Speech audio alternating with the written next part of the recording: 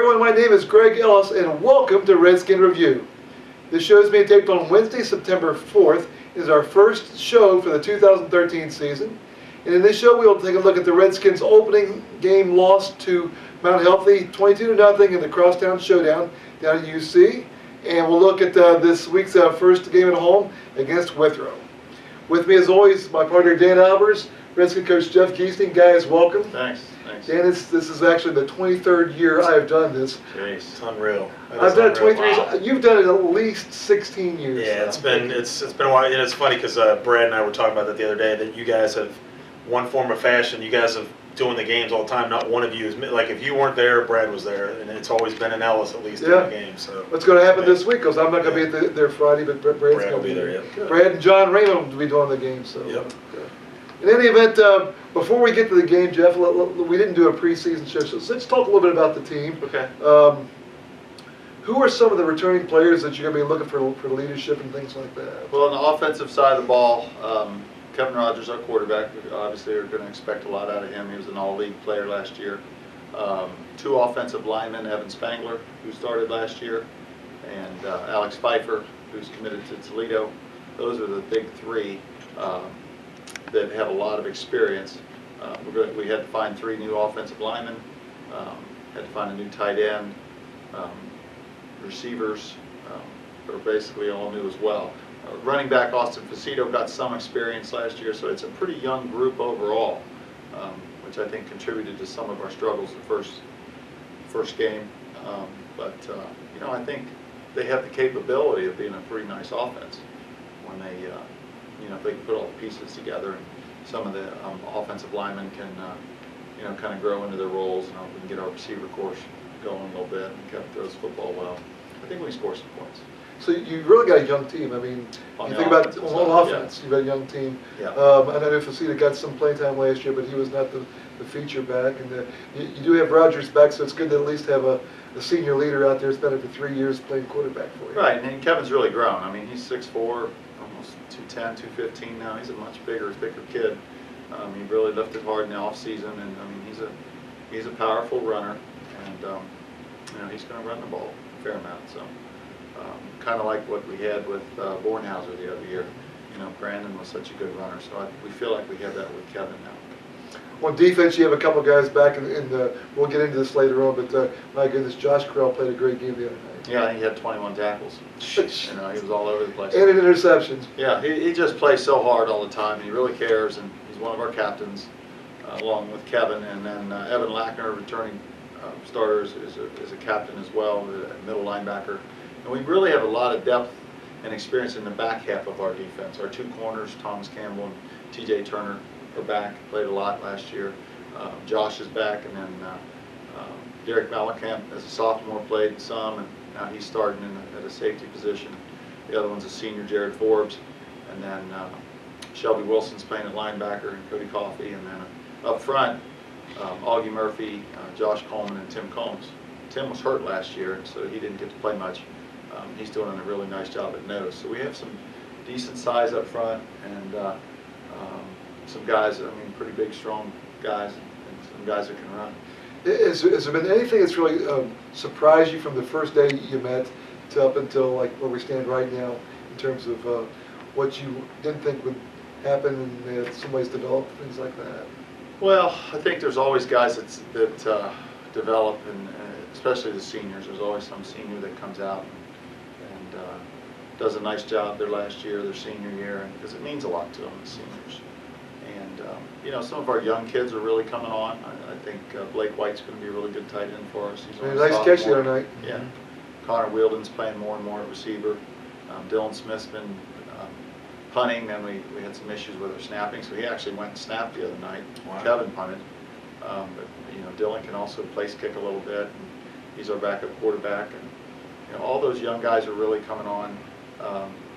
I think guys like Cody Coffey, he's a junior, but he's really a very active linebacker. He's going to be a nice player for us. So you know, the young guys can pick their level up to like the seniors always do. We've got a chance to be all right. You know, we never asked this before, but do you have some new coaches this year? Yeah, we do. We've had several new coaches. We've got Well, on the offensive side of the ball, Justin Watkins, who played at the University of Dayton and came to us from Northmont High School, is a teacher at school, special ed teacher, and he's coaching on receivers. And Brian Pitzer, who just graduated from Mount St. Joe, is coaching our quarterbacks. He was coached by Vince. Yeah. And Vince recommended him, and he's done a really nice job. And then we got Jeff Shepard, who has been coached at Milford and Loveland and been a coordinator before. He's a teacher at Milford. He's coaching with our offensive line. Then on the defensive side of the ball, brought back a guy, coach our linebackers, Ryan Mathis, who was a freshman coach a few years ago. He's a teacher out of Amelia. So he's familiar with our system. And then Joe Wallace coaching the defensive line. You know, Joe just got a teaching job at Anderson as well. So that's cool. We're really fortunate. I've got some guys coaching that are in the building, and you know, that happens sometimes. Staffs turn over, and Sure. you get new guys in there, but they've really meshed well and worked well. And then we've got Daniel Rod volunteering when he's not golfing. Now Daniel is doing a nice job. He brought a lot of energy, and you know, he's close in age to the kids, so he relates to them pretty well, and he's doing a really good job as well. Great. Is that a hard or an easy thing for you to get, you know, with the new coaches and all that? Does it take a while, or is it, you've got a lot of guys that are kind of familiar with what you do? Does that make it a little bit easier for you? Oh yeah, I mean, Matt Stanyard and Adam and Jeremiah and Newt, you know, those guys have been with me for a long haul, and they know what we're about and how we coach, and they've helped those other guys, you know, just fit right in and you know, get along, answer their questions, and they know how, you know what's expected on the weekends, and what we're going to do time-wise, and you know, having some energy of practice, and being prepared, all that kind of stuff. So I've been very happy with my staff so far. Let's get a little bit about the game that you played on Wednesday night in the Crosstown Showdown. You played a really good Division II team, Mount Healthy, made the playoffs last year, and just, you know, really, you had to have been pretty happy with a 0-0 at halftime playing against a team like Mount Healthy, because they've got some really good, I don't know what you call, a bunch of backs, I guess, quarterback, running back. Yeah. You guys are pretty good for. They've got a lot for a D2 school. They've got a lot of talent, and I think they've got a chance to be an undefeated team. I mean, they've got some good teams. They're playing Glen and Harrison and Northwest, and I think they have Fenwick this week. But those are games they can win as well. I mean, they've got a real chance to have a great year. And you mentioned their backs, so they also had defensive end. I can't remember his name, number 84. He was a really good player. Was it Lackney? Was it? Might have been Lackney. The other one of the Lackneys. And the other Lackney's playing linebacker. Right. He's all over the field. Yeah. You know, so their speed on defense really caused us problems, and they weren't real complicated. I mean, Right. it's, things like that, but just, you know, they play really, really hard. They're strong. You know, they're a really good weightlifting program. And then when you throw on the offensive side, guys like Elliott, their quarterback, who's you know, being recruited nationally and been offered by Big Ten schools, and then the sophomore Montgomery, who's really going to be a special player. He's going to get offered by some big schools as well. And then the other back, Pitts. Pitts, yeah. He's not very big, Right. but he's put together. Yes, he we is. walked out to the bus, and he was, you know, pretty close to me. I saw him. He's definitely been in the weight room. He's strong and he's fast. So, you know, they have guys like that. Those three guys, and you have to try to bottle them up all night. And we didn't get it done. I mean, we had I think it was a 3rd and 8, 3rd and 7. Yep. We hit Montgomery in the backfield. Busted for 40, I think. And then we hit him a couple other times, and he took off down the sideline. And then the other one was 4th and 8, and we missed a tackle on Elliott. We hit him, and you know, but that's why those guys are Division I, you know, big time athletes. Well, and I think just for me, just as we've done the games a couple times, defensively, I was pretty impressed with your defense for the majority of the game. You know, you had those plays that kind of gave them, but you had to have been pretty impressed with your defense overall, I think. Well, we felt like we did a nice job in the first half against the run. They you know, they didn't really throw the ball real well, but we did a nice job against the run. I mean, we stayed in our run fits pretty well and didn't over pursue. And I think as the game wore on, we got a little tired. It was really hot. I mean, very humid that night. It was like the Withrow game was last year. Yeah. It was just really brutal. I think, you know, when that happens, you start to stand up a little more, and you don't bend, and you know, you get a little bit out of your fits and where you don't want to be, and you know, and then you miss a tackle or two here and there, and it doesn't take much for those guys. I mean, they run 4.40s. It's we don't have guys like that.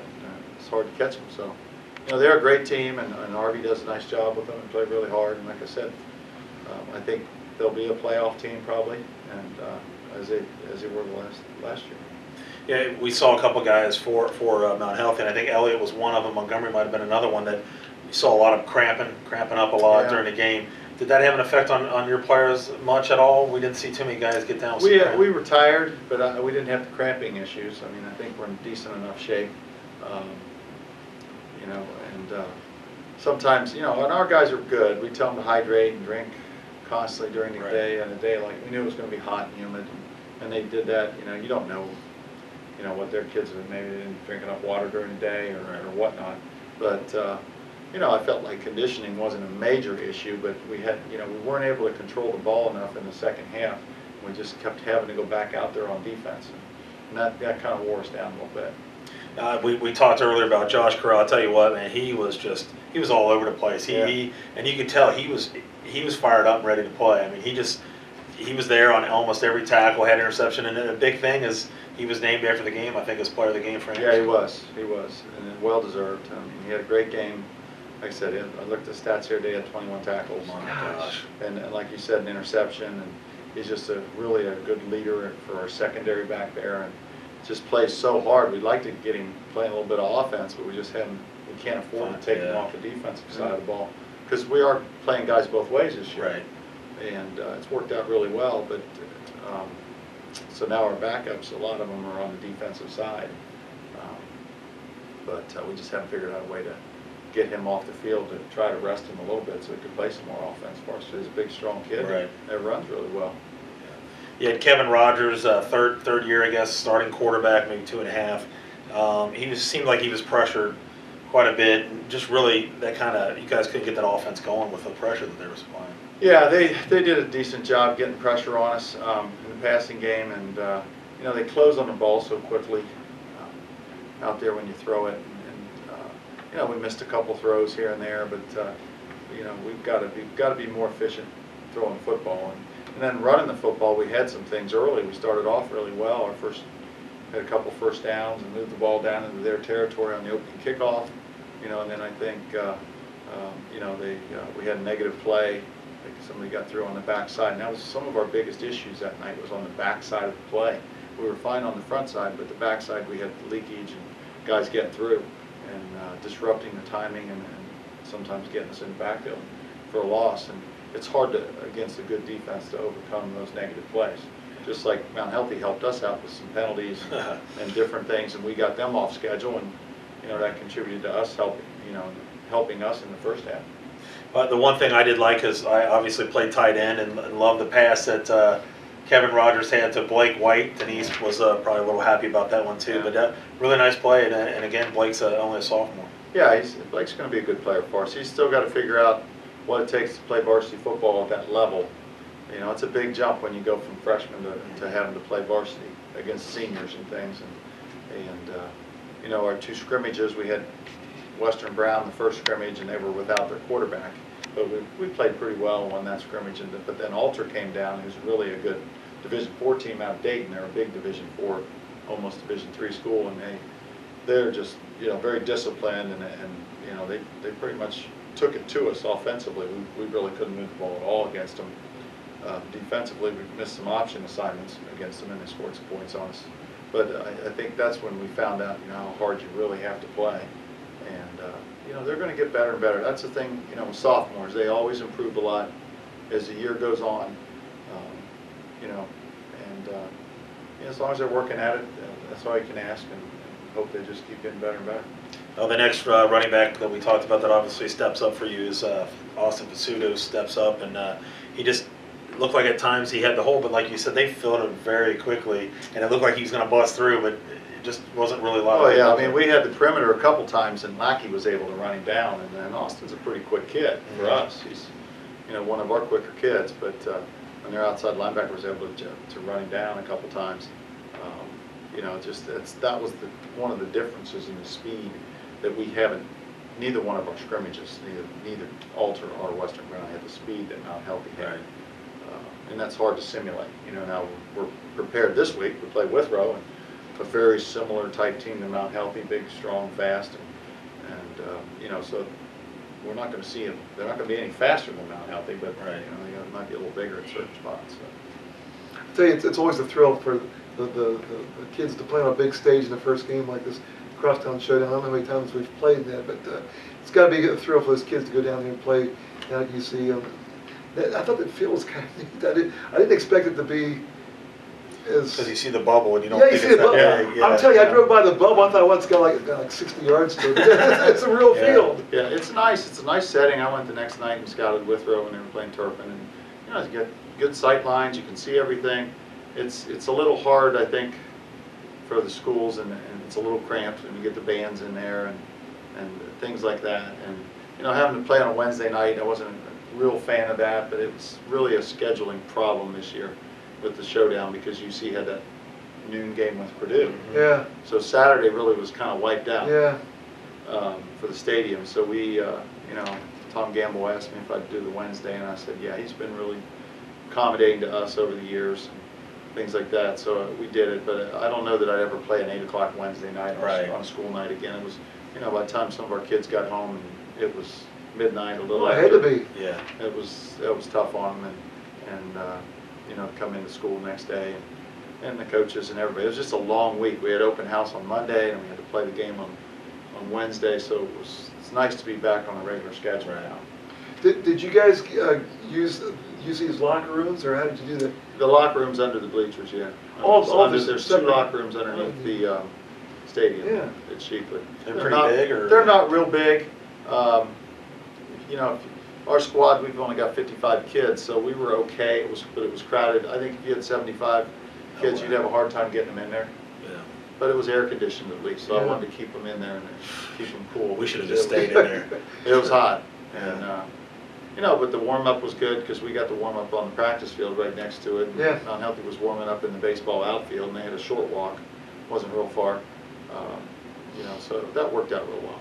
One of the pluses, and you touched on it a minute ago, first game of the season, you expect to see a lot of penalties. We only had 3 penalties against us. The kids played pretty disciplined. Yeah, we did. We didn't have a lot of penalties, which helped. And you know, it's always something you look for as a coach, that you're not doing that. And you know, hopefully we can continue that, because that's going to be a big key to our success. We're going to have to be able to control the ball and not you know, get in negative situations with penalties, because it's just going to get us off schedule.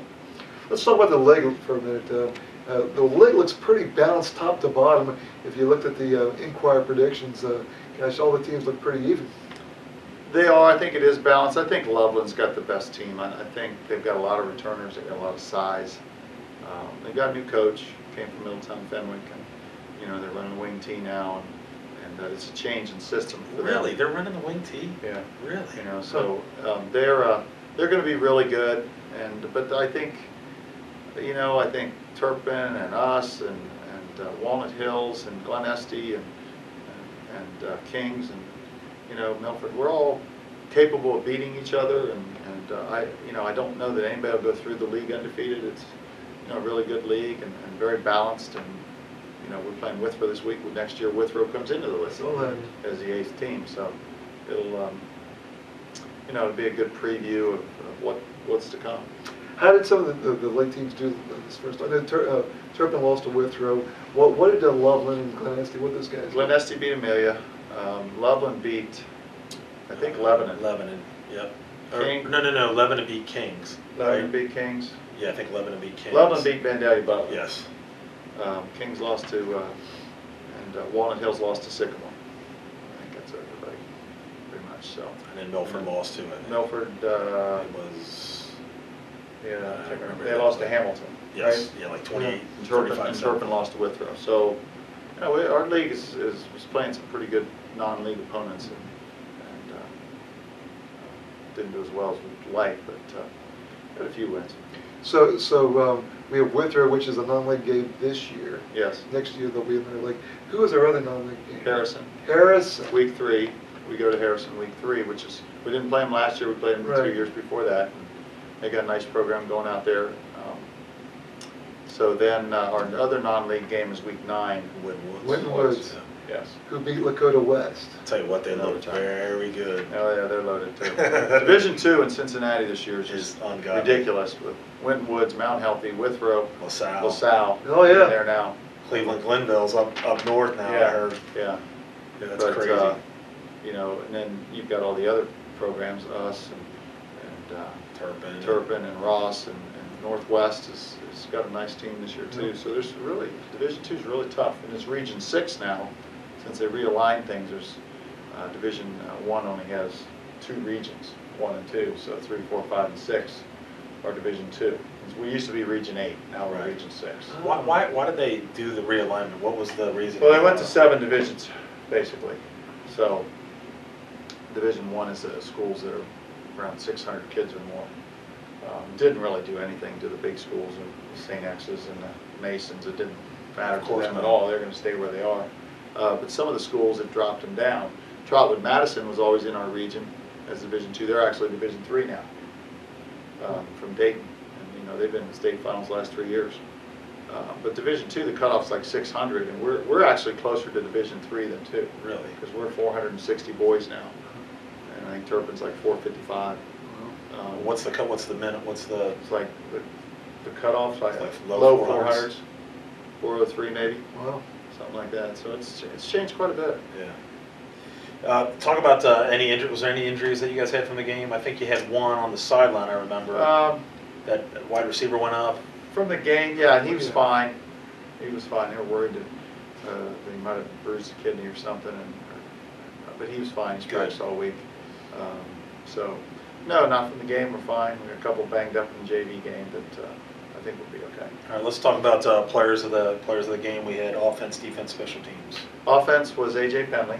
Played really hard. You know, kind of a receiver / running back position for us, our A position.